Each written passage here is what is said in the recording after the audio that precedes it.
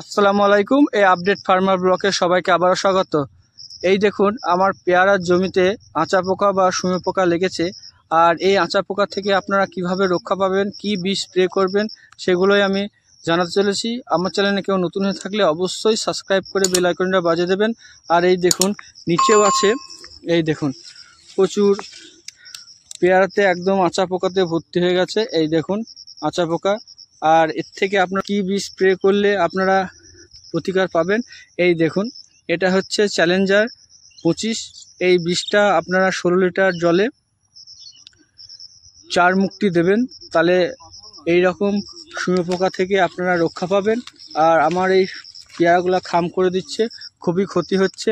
এই কারণে আপনারা যাতে না ক্ষতির সম্মুখীন হন, এই কারণে আপনারা এই দেখুন চ্যালেঞ্জার 25 এই বীজ তেলটা আপনারা 16 লিটার জলে 4 মুক্তি করে দেবেন। আমি আবারও বলে দিলাম, তাহলে দেখবেন এই রকম সুমে পোকা আর লাগবে না পেয়ারা গাছে বা অন্য কিছুতে, সমস্ত গাছেই দেওয়া যাবে সুমে পোকার একমাত্র এটা বিষ বা ওষুধ, চ্যালেঞ্জার 25।